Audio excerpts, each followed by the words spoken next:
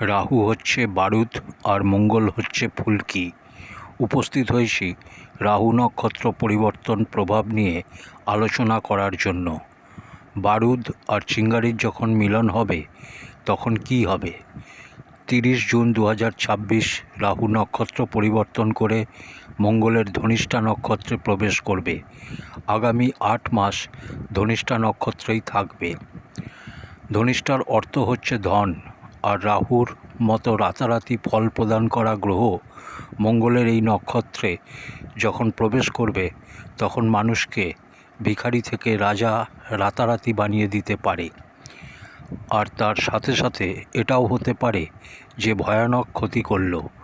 এবার জেনে নেওয়া যাক এই মহাপরিবর্তনের প্রভাব প্রত্যেকটা রাশির ক্ষেত্রে কেমন ফল দেবে। ফলাফলের শেষে রাহু ও মঙ্গলের প্রকোপ থেকে বাঁচবার, হঠাৎ করে অর্থপ্রাপ্তি হবার উপায় জানাবো। মঙ্গল জমির কারক।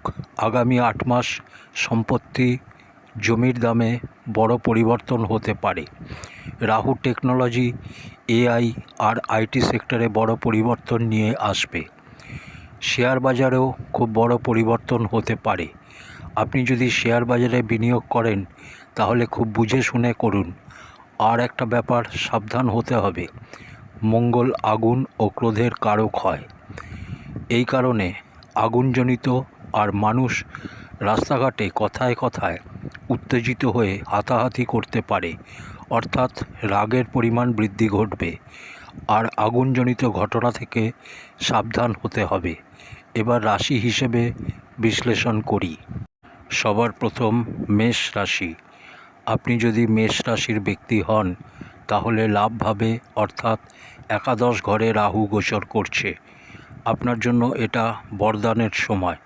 হঠাৎ অর্থপ্রাপ্তির যোগ তৈরি হবে।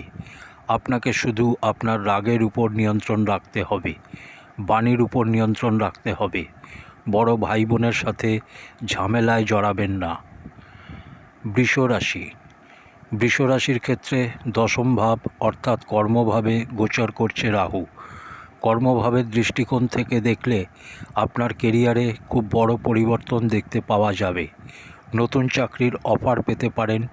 সম্ভাবনা থাকবে অফিসে বসের সাথে বাকবিতণ্ডা ও আপনার সাথে রাজনীতি হতে পারে। এটা থেকে আপনাকে নিজেকে বাঁচাতে হবে। মিথুন রাশি। মিথুন রাশির ক্ষেত্রে নবম ভাব বা ভাগ্যস্থানে গোচর করছে রাহু। দূরের যাত্রা, বিদেশ যাওয়ার স্বপ্ন পূর্ণ হতে পারে। হঠাৎ করে কোথাও থেকে আটকে থাকা অর্থ ফেরত আসতে পারে। পিতার স্বাস্থ্যের বিশেষ রূপে খেয়াল রাখতে হবে আপনাকে। কর্কট রাশি। কর্কট রাশির ক্ষেত্রে অষ্টমে গোচর করছে রাহু। কর্কট রাশির ক্ষেত্রে সাবধানতা অবলম্বন করা অত্যন্ত আবশ্যক। আপনাকে সতর্ক থাকতে হবে। অষ্টমভাবে হঠাৎ করে চোট, আঘাত, দুর্ঘটনার সম্ভাবনা তৈরি হবে। এই কারণে গাড়ি খুব সাবধানে চালাতে হবে। এই সময় লটারি বা ইন্স্যুরেন্স থেকে হঠাৎ করে গুপ্তধনের প্রাপ্তি হতে পারে, কিন্তু এরপরেও বলবো সাবধান থাকা অত্যন্ত আবশ্যক। সিংহ রাশি। সিংহ রাশির ক্ষেত্রে সপ্তমে গোচর করছে রাহু। সপ্তমভাবে অর্থাৎ পার্টনারশিপের ভাবে পরিবর্তন আনবে। হঠাৎ করে কোনো বড় বিজনেস ডিল ফাইনাল হতে পারে, কিন্তু দাম্পত্য জীবনে বিনা মতলবের ইগো, অহংকার বাড়তে পারে। নিজের সম্বন্ধকে বাঁচিয়ে রাখতে হবে। কন্যা রাশি। কন্যা রাশির ক্ষেত্রে ষষ্ঠ ঘরে গোচর করছে রাহু। ষষ্ঠ ঘরের রাহু জাতককে শত্রুহন্তা বানাবে। কোর্ট কাছারি আর প্রতিযোগিতার ক্ষেত্রে জবরদস্ত জয়লাভ করাবে। আপনার শত্রু নিজে নিজেই শেষ হবে। আপনাকে আপনার স্বাস্থ্যের খেয়াল রাখতে হবে। নার্ভ, ব্লাড প্রেশারের খেয়াল রাখতে হবে। তুলা রাশি। তুলা রাশির ক্ষেত্রে পঞ্চম ঘরে গোচর করছে রাহু। ট্রেডিং, শেয়ার বাজার অথবা লটারি থেকে হঠাৎ করে বড় লাভ বা ক্ষতি হতে পারে। আমি দুটোর কথা এই কারণে বললাম, কারণ আপনার কুণ্ডলিতে রাহু কীরকম অবস্থায় রয়েছে তার উপর নির্ভর করবে। তাই পূর্ণ অভিজ্ঞতা থাকলে তবেই রিস্ক নিন আর ভাবনা চিন্তা করে নিন। যদি রাহু মজবুত স্থিতিতে থাকে আর যদি বুধ ভালো স্থিতিতে থাকে তাহলে এই গোচরকালীন সময় আপনি জমিয়ে শেয়ার বাজার থেকে অর্থ ইনকাম করতে পারেন। কিন্তু যদি বুধ পীড়িত অবস্থায় হয়, রাহু কমজোর হয়, তাহলে সাবধান হতে হবে। প্রেম সম্বন্ধ ও সন্তানের স্বাস্থ্যের ক্ষেত্রে কিছু সমস্যা, চিন্তা আছে। বৃশ্চিক রাশি। বৃশ্চিক রাশির ক্ষেত্রে চতুর্থ ঘরে গোচর করছে রাহু। বৃশ্চিক রাশির জাতকদের সতর্ক থাকতে হবে। চতুর্থ ঘরের রাহু আর তার উপর মঙ্গলের নক্ষত্রে বাড়ি গাড়ি হবার প্রবল যোগ তো তৈরি হচ্ছে।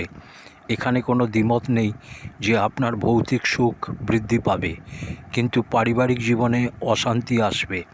কোনো সম্পত্তি যদি ক্রয় করতে চান তাহলে খুব ভালো মতো খোঁজখবর নিয়ে ক্রয় করুন, না হলে ফেঁসে যাবার সম্ভাবনা রয়েছে। ধনু রাশি। ধনু রাশির ক্ষেত্রে তৃতীয় ঘরে গোচর করছে রাহু। তৃতীয় ঘর বা পরাক্রমের ঘরে রাহুর এই গোচর আপনার সাহসকে অদ্ভুতভাবে বৃদ্ধি করবে। আপনি যদি সোশ্যাল মিডিয়া বা মার্কেটিংয়ের সাথে যুক্ত থাকেন তাহলে হঠাৎ করে আপনার প্রসিদ্ধি বৃদ্ধি পাবে। মকর রাশি। মকর রাশির ক্ষেত্রে দ্বিতীয় ঘরে গোচর করছে রাহু। ধনভাবে পরিবর্তন আনবে রাহু।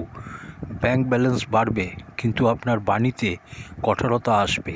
এটা আপনাকে নিয়ন্ত্রণ করতে হবে, অন্যথায় গৃহে বিবাদ বাড়বে, কলহর স্থিতি উৎপন্ন হবে।